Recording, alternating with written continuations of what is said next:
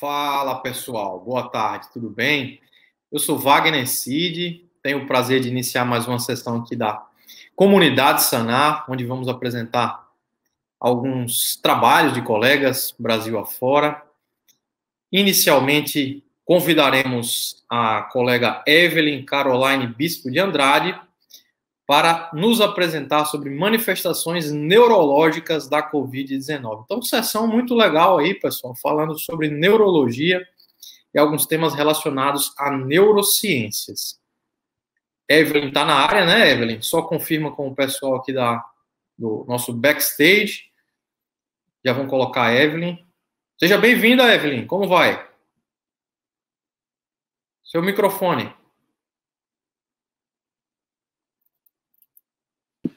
Obrigada, boa tarde. Olá, seja bem-vinda, tudo bem? Tudo bem, posso começar? Pode, fique à vontade de compartilhar a sua tela aí que a gente vai acompanhar a sua Ok, apresentação. Certo, Evelyn? 10 minutos, fechado? ok, fechado. Quando tiver faltando 1 minuto, eu te aviso, pode ser? Ok, Beleza? pronto. Fica à Gente, vontade. boa tarde. Meu nome é Evelyn Caroline Bispo Andrade. Eu sou estudante de medicina da UNIT em Aracaju, interna. E hoje eu vou falar um pouco para vocês sobre as manifestações neurológicas do Covid-19. Em janeiro de 2020, foi isolado lá na China o novo coronavírus. E aí, hoje, nós chamamos o conjunto de suas manifestações clínicas de Covid-19. E já em 11 de março desse mesmo ano, a OMS, a Organização Mundial de Saúde, declarou pandemia. E aí a gente percebeu que a pandemia do novo coronavírus, ela se apresentou com uma grande variedade de manifestações clínicas. E que, apesar de aparentemente e frequentemente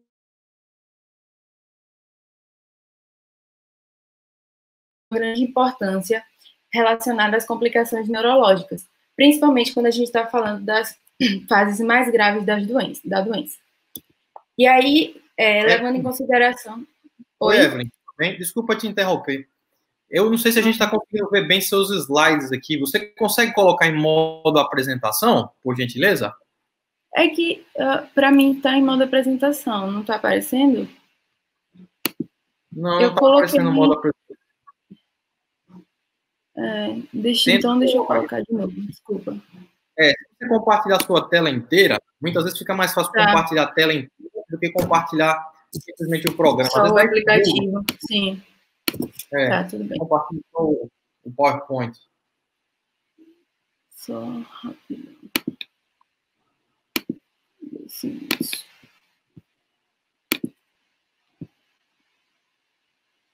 Esse tema que a Evelyn vai falar é muito importante, né, pessoal? Porque a gente sabe que o Covid-19 é uma doença eminentemente respiratória, mas existem complicações sistêmicas, potenciais complicações neurológicas. É importante a gente discutir isso. Onde está a ciência nesse momento, né? Qual que é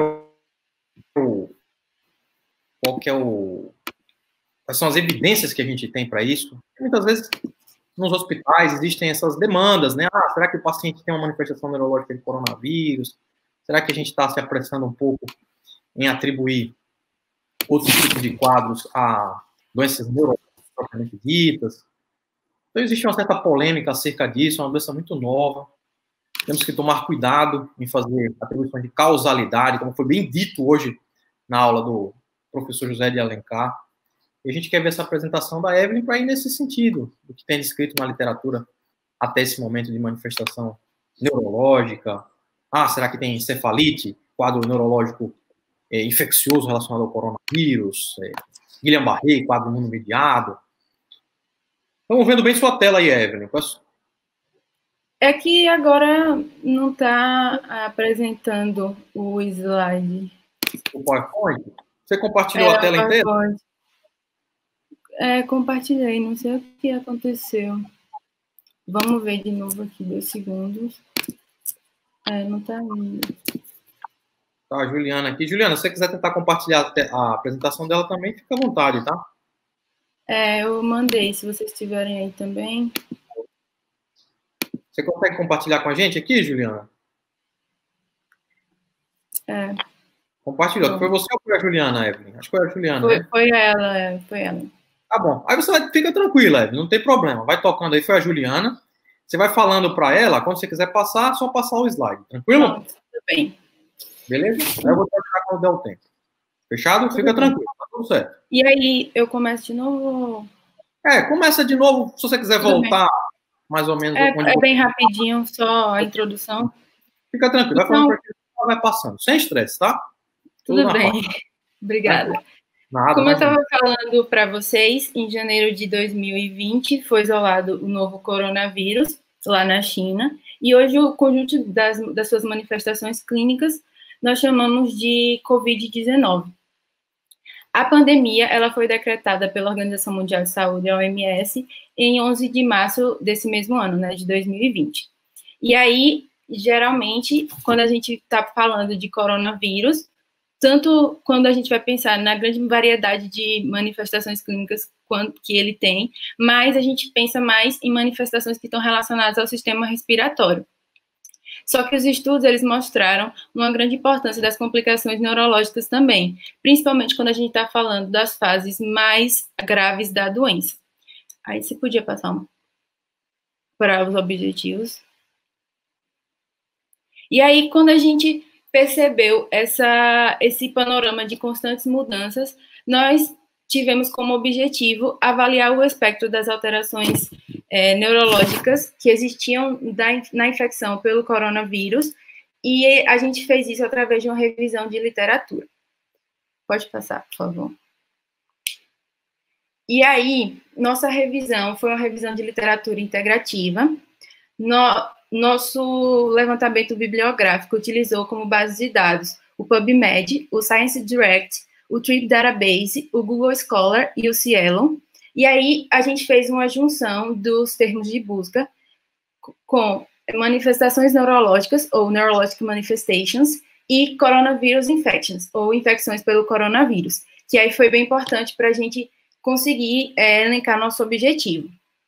Ao final, nós tivemos a seleção de 33 artigos. Esses artigos, eles dizem respeito ao período de 2020, quando foi a pandemia, principalmente no período de janeiro de 2020 até junho de 2020, que foi quando a gente acabou a nossa revisão. Todos os artigos, eles estavam escritos em inglês e, por critério de elegibilidade, foram lidos, ao final, 9 artigos. Inicialmente, nós lemos todos os resumos dos artigos selecionados para fazer uma avaliação do panorama geral, e depois foram classificados de acordo com a relevância para o nosso estudo. Os critérios de exclusão utilizados foram os artigos que não conseguimos obtê-los na sua forma íntegra, e também os artigos que não tratavam de forma diretamente das manifestações neurológicas. Pode passar, por favor. Pode passar. Pronto. E aí, volte por favor. No primeiro resultado, aí a terceiro. Aí, pronto, obrigada. E aí, de uma maneira geral, a gente percebeu que os sintomas neurológicos que estavam mais associados ao COVID eram a cefaleia, principalmente uma cefaleia frontal e também uma cefaleia holocraniana, distúrbios do sono, dor, ageusia, anosmia e parestesia. E aí, esses sintomas, eles tinham uma predileção pelo sexo feminino, principalmente. Além dos sintomas, a gente percebeu que também tinha alguns eventos que foram encontrados associados ao COVID. Esses eventos foram a encefalopatia, o acidente vascular encefálico e também o ataque isquêmico transitório, ou AIT. E aí, frequentemente, eram encontrados em pacientes mais idosos, numa média de 71 anos para cima. Além disso, outra coisa bem importante que a gente encontrou durante o nosso estudo foram as síndromes neurológicas associadas ao COVID, que aí foram várias, só que as mais importantes e as que apareceram com mais constância foram a síndrome de Guillain-Barré, os distúrbios neurológicos extrapiramidais e de movimento, e, além disso, o delírio. Pode passar, por favor. A gente sabe que, atualmente, a gente sabe da existência dos sintomas neurológicos associados ao COVID. A questão é que agora a gente não tem exatamente uma fisiopatologia que foi totalmente definida. A presença de distúrbios olfatórios aumenta a possibilidade de que ocorra a infecção e complicações do sistema neurológico pelo vírus, só que ainda não existe exatamente uma fisiopatologia que explicaria todas as complicações que a gente está vendo até agora, e as complicações que foram citadas anteriormente. O que se sabe é que o SARS-CoV, ele infecta o epitélio olfativo, e aí, através das proteínas ACE, do receptor de angiotensina, da enzima conversora de angiotensina, ele consegue entrar no sistema nervoso e fazer alterações dos neurônios sensoriais olfativos. A questão mais importante é que, apesar dessa descoberta, ainda não sabe se esse é o principal ou se esse é o único local de entrada do vírus no sistema nervoso central, porque muitos dos neurônios que nós possuímos não possuem um receptor ACE2. Pode passar, por favor. E aí, por fim, de uma maneira assim mais ilustrativa, nós vimos vários estudos, e um que nos chamou a atenção foi esse feito no hospital do Reino Unido, com 125 pacientes, e aí 62% desses pacientes, eles apresentaram algum sintoma, algum evento cerebrovascular, e 31% dos pacientes apresentaram alguma alteração mental ou estado mental alterado. E ainda, desses 125, 59 apresentaram diagnósticos psiquiátricos. E esses diagnósticos psiquiátricos, alguns deles foram novos, ou seja, está diretamente relacionado com o Covid, já que antes eles não tinham. Pode passar.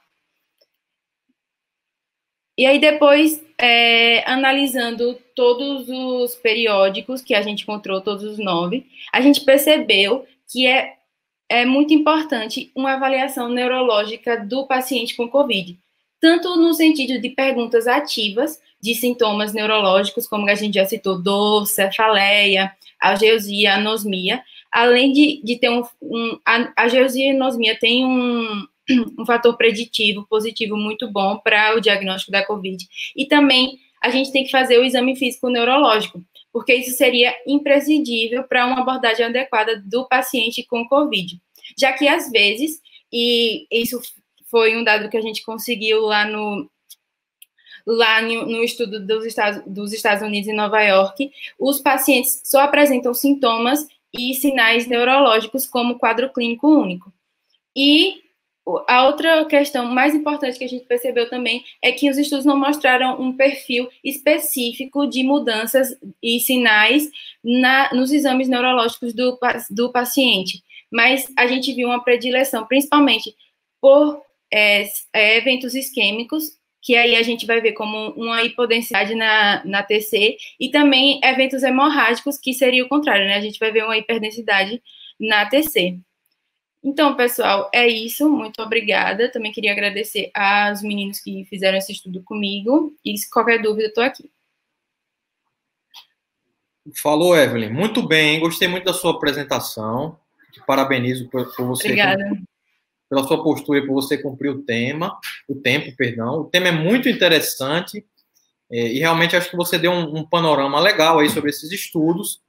Mas a conclusão, a gente tem que ficar sempre esperto a isso, né? E convido até o pessoal de casa a perguntar alguma coisa também, é que essa associação de causalidade entre Covid-19 e manifestações neurológicas, ela não é estabelecida ainda na literatura, certo? Isso não é algo bem estabelecido. O SARS-CoV-2, ele é causal para Guillain-Barré, ele causa a síndrome de Guillain-Barré, ele causa uma encefalite, a gente ainda não sabe disso, na verdade. Os relatos e séries de casos, eles são pequenos para a gente afirmar essa causalidade, e a gente, óbvio, acompanha isso com curiosidade, e vamos acompanhar a literatura médica acerca disso. Uma situação que tem muito hoje na prática clínica, a gente como neurologista vê, é aquele paciente que ele está com alteração do nível de consciência, é um paciente grave, um coronavírus grave, e o paciente tem essa alteração de nível de consciência e é chamado para avaliar o neurologista, por exemplo. Será que o paciente tem uma encefalite, alguma coisa desse tipo?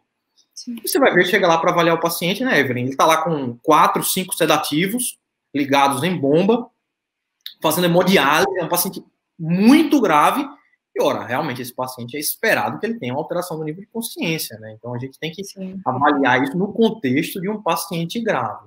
Mas, realmente, como toda doença infecciosa, podem haver manifestações tanto infecciosas no sistema nervoso central, como para-infecciosas, imunomediadas, como o Guillain-Barré, e tem que ficar esperto para isso. Mas será que o coronavírus, ele especificamente aumenta o risco, por exemplo, de Guillain-Barré?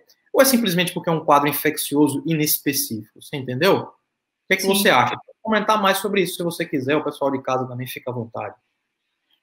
De uma forma geral, que a gente não conseguiu colocar todos, né, os estudos, mas a gente percebeu que a causística era um pouco pequena. Por exemplo, a gente teve um estudo da urgência lá em Nova York, que tinham 10 pacientes, e aí todos os pacientes apresentaram como primeiro sintoma, e aí foi o sintoma que levou eles a buscar a urgência, sintomas neurológicos. Só que, como o senhor mesmo disse, é exatamente como também a gente viu na fisiopatologia, não tem exatamente uma explicação. Então, sem uma explicação fisiopatológica, como é que a gente vai realmente afirmar que foi o coronavírus que provocou? Ou se também tinha outra condição que poderia estar ajudando a provocar aquele sintoma e aquele sinal que apareceu como um sintoma e sinal neurológico?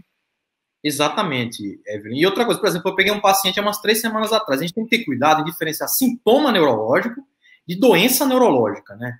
Então, eu peguei, por exemplo, um idoso, um paciente de 93 anos, que estava com estado confusional agudo.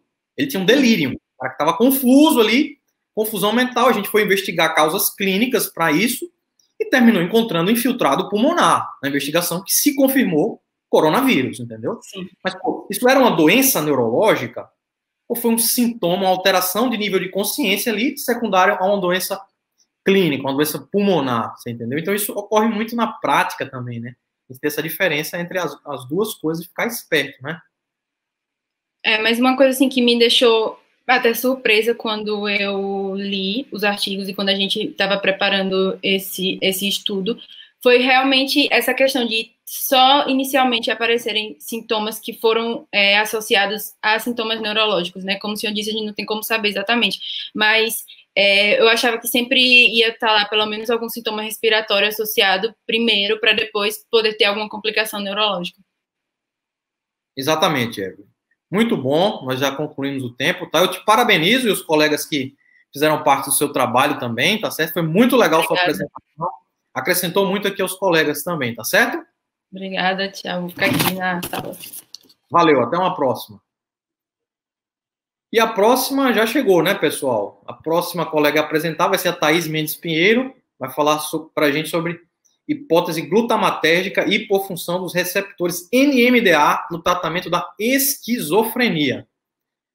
Thaís, está pronta aí? Tudo certo. Tudo bem? Seja bem-vinda, viu? Você pode ficar... Imagina, é um prazer. Você pode ficar à vontade para compartilhar a tela da sua apresentação já. Já e assim que você... Maravilha. Assim que você estiver pronto, você pode começar, tá certo? Estamos aqui para te ouvir. Tá dando te dizendo certinho? Estou vendo bem aqui o seu nome e falando que você é estudante de farmácia. É isso mesmo? É, sim. Confere? Então, manda ver. Oi? Boa tarde, pessoal. Meu nome é Thaís, eu sou estudante de farmácia aqui em Belo Horizonte, Minas Gerais. E hoje a gente vai falar sobre esquizofrenia. Bom, ela teve o apoio do professor André e da professora Sandra, de Portugal, onde eu fiz a minha mobilidade acadêmica, e da professora Marcela Bini, aqui do Brasil. E hoje a gente vai falar de uma nova abordagem para o tratamento da esquizofrenia.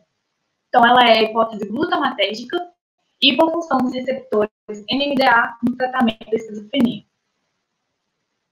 Então, o que é esquizofrenia, né? Eu vou falar da esquizofrenia como uma doença como um todo. Ela tem várias divisões, mas aqui como um todo. A esquizofrenia é uma doença mental crônica, ou seja, se eu sou portador de esquizofrenia, eu sempre vou ter esquizofrenia, mesmo que eu não saiba. É uma doença genética, envolvendo alguns polimorfismos, e pode ser hereditária. Então, se eu tenho, provavelmente, o meu filho pode ter a esquizofrenia. Ela comumente aparece na fase adulta, no final da pré-adolescência, e antes dela era chamada de demência precoce. Aí depois teve esquizofrenia, porque esquizio é divisão e frenia mente. Então, nada mais é do que a ruptura com a realidade. O paciente tem uma ruptura entre o pensamento, a emoção e o comportamento dele. Como eu disse, às vezes o paciente ele pode ser portador de esquizofrenia e não saber. Porque muitas vezes você precisa desencadear essa esquizofrenia. E a gente pode desencadear ela de várias formas. Por exemplo, estresse, trauma, algumas infecções, como, por exemplo, o vírus da herpes. Alguns autores dizem complicações obstétricas. E também algumas drogas. A gente vai ver um pouco mais pra frente uma medicação, mas algumas drogas de abuso também podem desencadear a esquizofrenia, como, por exemplo, o cannabis. Outro fator importante é os sintomas. Ela tem vários sintomas, mas a gente vai tudo dividido em grandes grupos, que são os sintomas positivos e os negativos da doença. Os sintomas positivos da doença são, por exemplo, a psicose, que é marcante da esquizofrenia. Mas pode ser alucinação, tátil, auditiva, delírios, se essa pessoa vê coisas imateriais falando com ela, por exemplo. E os sintomas negativos da doença, como a anedonia, que é a perda de interesse, esgotamento afetivo, retraimento social. Qual que é o problema? Porque muitas vezes o paciente ele vai surgir com sintomas negativos da doença, o que vai dificultar um pouco o diagnóstico, até que ele tenha o primeiro surto, o primeiro sintoma psicótico da doença. Hoje em dia, a maior parte dos tratamentos vão ser destinados aos sintomas positivos da doença, eles têm mais efeitos sobre sintomas positivos. E eles agem mais em dopamina, mais especificamente em D2. Com o tratamento, a gente tem dois pilares. O psicológico, que é psicossocial, com psicoterapia, psiquiatra, psicólogo, música, dança, e é muito importante para esse paciente o apoio da família. O outro muito importante é o farmacológico. A gente trata a esquizofrenia com antipsicóticos, mas para alguns pacientes a gente pode associar com outras classes medicamentosas, como, por exemplo, com antidepressivos, estabilizantes de humor. Isso vai depender de paciente para paciente. Como antipsicóticos, a gente vai ter duas classes, né? Duas gerações, os de primeira geração e os de segunda geração. Como eu disse, os antipsicóticos, hoje em dia, a maioria deles vão agir mais sobre os sintomas positivos da doença do que nos sintomas negativos. E como antipsicóticos de primeira geração, a gente chama de típicos. E é, por exemplo, a fenotiazida, a cloframazina, e eles vão agir, a maior parte em D2, alguns em serotonina. Qual que é o problema desses antipsicóticos? Alguns deles trazem alguns efeitos diversos, como, por exemplo, alta sedação e tremor, tipo parkinsoniano. E aí criou-se a segunda geração de antipsicóticos, os antipsicóticos atípicos. E eles também vêm com alguns efeitos diversos, como, por exemplo, aumento de peso e problemas do metabolismo. Alguns desses é, por exemplo, a olanzapina, a clozapina. É muito importante aqui levar em consideração o seu paciente também, porque a gente acha que o aumento de peso não é tão significante como, por exemplo, o tremor. Mas às vezes para aquele paciente porque ele tem problemas com autoestima e com peso. Então, sempre importante levar em consideração o que aquele paciente tem a te dizer. Outra coisa importante, como eu disse, eles vão agir mais em dopamina, alguns em serotonina, mas o mesmo medicamento ele não só age no lugar do cérebro e muitas vezes não no receptor. A gente vê que a cloframazina, que ele vai agir no receptor muscarínico, no alfa-adrenérgico e no histamina. E isso que pode acontecer de ocorrer efeitos adversos. Como eu disse, a maioria dos medicamentos eles vão agir em dopamina, alguns de serotonina. Só que esse trabalho ele vem com outro olhar, ele vem com o olhar do glutamato. Então, a gente tem como foco o glutamato e o seu receptor. E quem que é o glutamato? O glutamato é ele está no cérebro, ele é excitatório e é responsável pela consolidação da memória e do aprendizado. E o seu receptor, que é o N-metilespartato, o NMDA, ele é um receptor do tipo neurotrópico, ele também é responsável pela consolidação da memória, do aprendizado, e ele é mediado por vários íons, que é o cálcio, o cloreto, e principalmente para ele abrir o íon magnésio. E qual que foi o objetivo desse trabalho? Foi avaliar as perspectivas para o tratamento da esquizofrenia, visando novas alternativas para o tratamento, como a hipótese glutamatérgica e do seu receptor. E foi feita uma revisão bibliográfica no PubMed, Cielo, na Organização Mundial de Saúde, na BVF, onde foram revisados 79 artigos, dentre eles teses, dissertações, livros, algumas bases de dados. E o que a gente discute com isso? Primeiro, a baixa de glutamato no cérebro, ela vai fazer com que ocorram sintomas negativos da doença. E só que o problema é que eu não posso ter muito glutamato circulante, porque ele é tóxico. E pode causar outras doenças também. Então, o que a gente espera? Que a gente nivele o glutamato, aumentando um pouco a sua taxa, para que aí eu controle os sintomas negativos da doença. O que a maior parte dos medicamentos hoje em dia não são tão efetivos. Outra possibilidade é o agonismo de NMDA, porque substâncias que antagonizam o NMDA causam alguns sintomas semelhantes ao da esquizofrenia. Então, o que a gente quer? Agonizar NMDA para que aumente o glutamato no centro sináptico ou ele seja mais recaptado por esses receptores. E aí eu estabilizo os sintomas positivos da doença. Então, eu subindo o nível de glutamato circulante, eu controlo os sintomas negativos, e ao agonizar a NMDA, eu controlo os sintomas positivos da doença. E como que se percebeu isso? Percebeu-se através de uma substância chamada PCP, conhecida como fenilciclidina. Ela é um anestésico, só que ela foi usada como droga, a angel drug.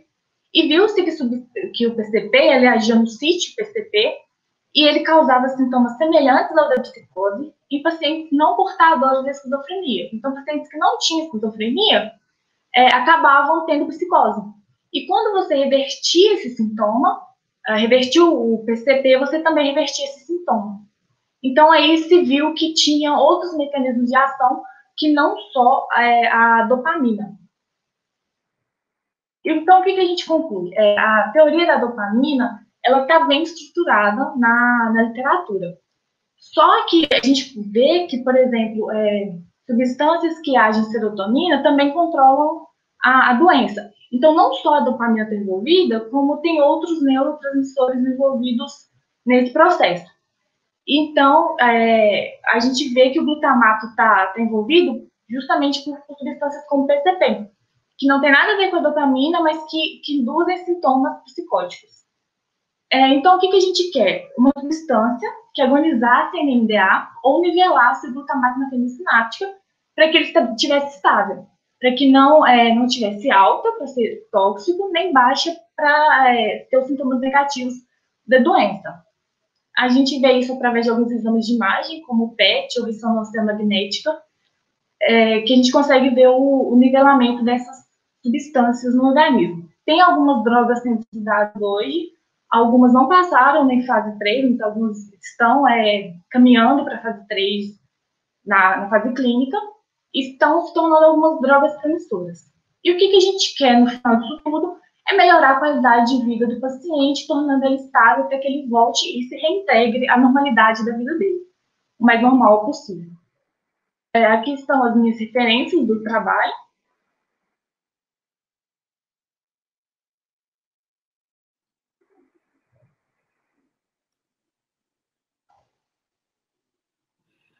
Perfeito, Thaís. Excelente, muito legal.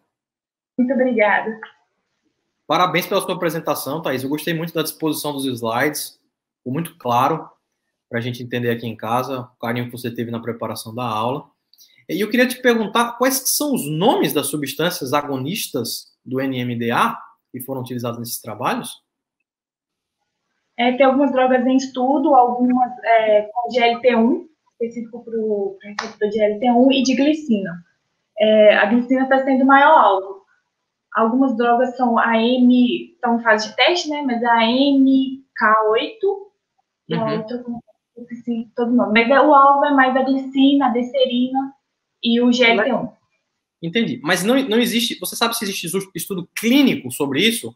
Em andamento, com resultado clínico? Ou isso é uma coisa mais laboratorial ainda, por enquanto? In vitro? O de glicina tem um estágio de fase 3. Está indo para estudo clínico. E teve um que não passou, que teve muitos efeitos adversos, aí ele não passou da fase clínica. Não passou para a fase clínica, né? Então, isso que você trouxe é muito interessante, Thaís, do ponto de vista prático e clínico até. Eu não sou psiquiatra, né? Eu trabalho com neurologia, então... Mas a gente vê muito na prática os efeitos colaterais dessas medicações em paciente com com esquizofrenia, que esses pacientes, muitas vezes, eles evoluem não só com tremor, mas eles evoluem com a síndrome parkinsoniana. Então, só para o pessoal entender em casa o drama da situação.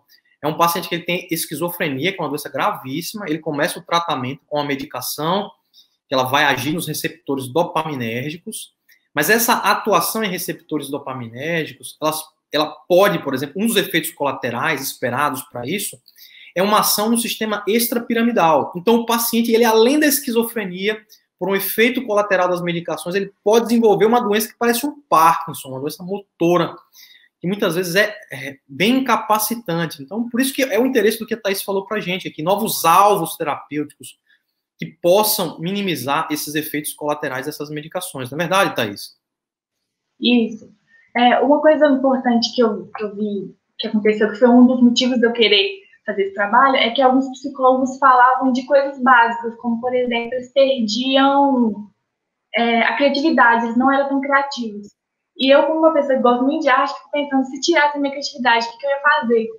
Né? Então, por exemplo, a gente, às vezes, não dá tanta importância com o aumento de peso, mas, às vezes, o paciente é uma mulher que não quer engordar de jeito nenhum. Então, a gente tem que levar em consideração o que o paciente quer e ver a melhor abordagem, mas, infelizmente, esses medicamentos hoje em dia ainda trazem alguns efeitos adversos muito significativos para a vida dele. Legal, muito bem. Você fez parte desses trabalhos também? Você mexe com isso na prática? Então, não, eu não trabalho com pacientes esquizofrênicos, né? Gostaria muito, vamos ver aqui para frente, mas eu já fiz alguns cursos, estudei bastante para produzir esses artigos, e já fiz alguns cursos com psicólogos, onde só tinha um psicólogo falando sobre o tema. Entendi. Muito legal. Gostei muito da sua perspectiva, aprendi bastante sobre o tema também, criou uma janela nova para mim. Eu deixo o pessoal de casa à vontade se quiser fazer alguma pergunta. Eu te parabenizo e deixo você à vontade também para colocar as palavras finais, a mensagem final que você tem a falar sobre esse tema. Pode ficar à vontade. Agradecer primeiramente a todos que colaboraram, né, para estar aqui. E eu queria dizer isso, levar muito em consideração o que o paciente tem a dizer, não só pacientes esquizofrênicos. Nessa questão, ter mais pesquisas na área envolvendo glutamato, porque o que a gente tem é muito teórico, então, ir realmente para a fase clínica, tentar novas abordagens de tratamento, e tentar. Acho que pesquisa é o que move, não só para a esquizofrenia, como tudo, então é para a gente ir pesquisando mais tudo na vida. Interessante, Thaís. Meus parabéns. Eu queria complementar aqui só dizendo uma coisa interessante, é que, pensando no contrário, na via contrária, o antagonismo do NMDA, ele é utilizado muitas vezes na prática clínica, né, com drogas como a memantina, a amantadina. E é interessante que a gente usa essas medicações, principalmente em doentes parkinsonianos, e nem sempre é observado o efeito de sintomas psicóticos, mas isso pode acontecer, né? Isso na prática realmente pode acontecer. Você usar um antagonista do NMDA e o paciente evoluir com sintomas psicóticos, lembrando ali uma esquizofrenia. Então, só uma lembrança para o pessoal de casa que já existem drogas relacionadas a isso, mas em uma via diferente. Fechado, Thaís? Sim. Tranquilo? Muito obrigado pela sua participação, tá certo? Parabéns, foi muito legal. Até uma próxima, né? Até, se Deus quiser. Beleza, pessoal. Então vamos seguir adiante. O Caio já está pronto aqui, vai falar sobre toxoplasmose agora, né, Caio? Já está aí no backstage, pessoal. Caio, fica à vontade para entrar, hein? Fala, Caio, estamos te vendo. Observamos seus slides também. Seja bem-vindo. É um prazer que você esteja participando aqui com a gente, tá certo? Fica à vontade para começar quando você estiver pronto, viu, Caio? Tá bom, dá para começar já. Tranquilo? Tranquilo. Então, primeiramente, boa tarde. Né? Meu nome é Caio, sou acadêmico de medicina da Universidade Federal de Santa Maria. E a temática do meu trabalho é sobre os efeitos do resveratrol em alterações comportamentais com animais congenitamente infectados por Toxoplasma gondii. Primeiramente, assim, o objetivo desse trabalho foi estudar a terapêuticas alternativas para o tratamento de toxoplasmose, porque aqui em Santa Maria a gente teve um surto no ano de 2018 que foi muito grave. Então, nosso grupo priorizou essa nova busca por tratamento alternativo. Então, primeiramente, assim, eu coloquei alguns conceitos sobre o que é a toxoplasmose e o que é resveratrol.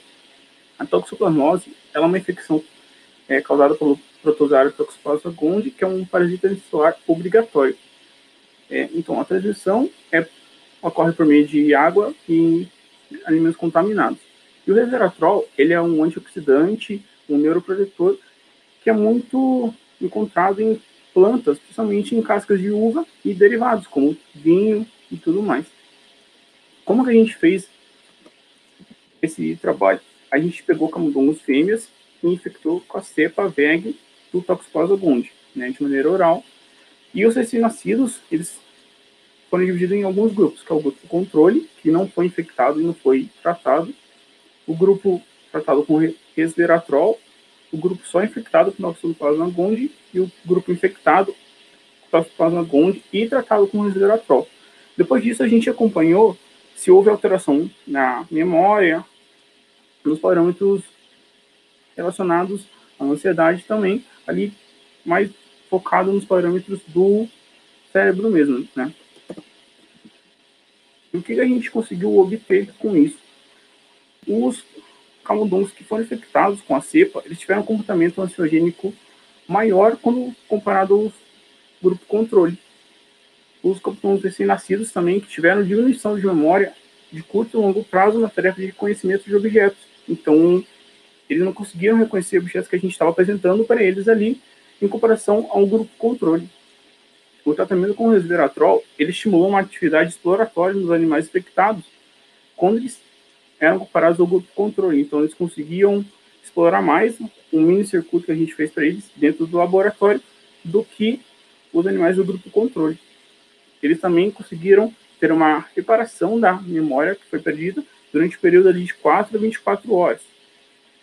Então, também, muito provavelmente, o resveratrol ele pode ser um novo alvo terapêutico para a gente tratar algumas alterações neurocomportamentais que são induzidas pelo Toxoplasma gondii.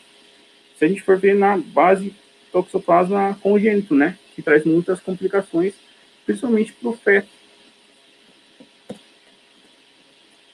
Eu acho que no meu trabalho isso é tudo que eu tenho para falar. Se tiver alguma dúvida. Fala, Caio. Terminou aí? Terminei, foi. Parabéns, cara. Muito interessante essa nova perspectiva também. Eu tenho algumas perguntas de leigo para você, tá certo? Não é Pode fazer. meu tema de atuação primária toxoplasmose, né? Mas primeiro sobre o resveratrol, não é isso? Isso, resveratrol. Resveratrol. Nunca tinha ouvido falar nessa substância. De onde que surgiu a ideia de usar isso para toxoplasmose, especificamente? Pelas suas habilidades. Como ele é um polifenol, a gente verificou que ele tem muitas propriedades neuroprotetoras, né? E como uma das complicações da toxoplasmose é a neurotoxoplasmose, nós pensamos assim, e se o resveratrol tivesse, com essas propriedades neuroprotetoras, alguma implicação na neurotoxoplasmose? Então a gente decidiu testar para ver se tinha algum resultado e realmente teve, né? Entendi. E tem algum paralelo do uso dessa medicação como antimicrobiano, como antibiótico, ou não? Isso foi... Por enquanto a gente não conseguiu obter nada, né? Sim, claro, a gente só testou ali mesmo, só apresentou essas... Não tem estudos prévios sobre essa substância e outros patógenos, não é isso? Não. E outra coisa que eu ia te perguntar também, curiosidade de leigo, é que você injeta o organismo no indivíduo, lá no animal, e como que você sabe se ele realmente desenvolveu a doença?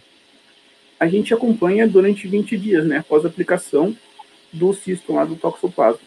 E nesse período de 20 dias a gente consegue verificar se ele desenvolveu a doença e depois dos recém-nascidos, se eles têm alguma complicação anterior devido à infecção.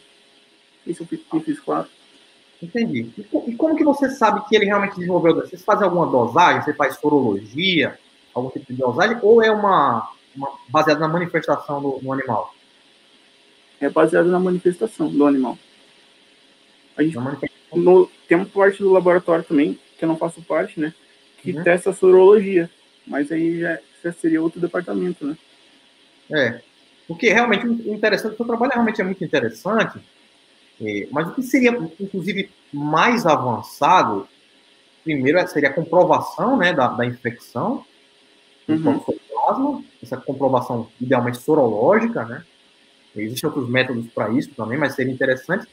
E eu não sei até com relação à neurotoxoplasmose, que eu também não entendi se é o objetivo do seu estudo, se seria possível fazer exame de neuroimagem nesses animais. Você sabe se a literatura ela aborda isso? Avaliação de neuroimagem, de neurotoxoplasmose em animais? Até agora eu não encontrei nada na literatura que aborde sistemática da imagem de neurotoxoplasmose em animais assim.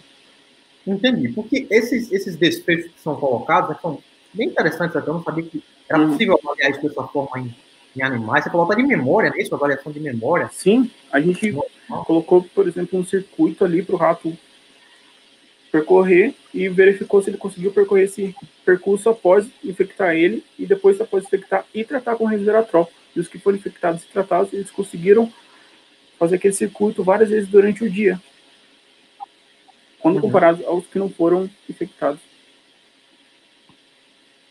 Interessante, muito interessante. Porque outras coisas que a gente podia avaliar aqui, se tivesse disponível neuroimagem, por exemplo, era qual foi o efeito da medicação estudada na neuroimagem evolutiva desses animais, por exemplo. Houve melhora da lesão no paciente?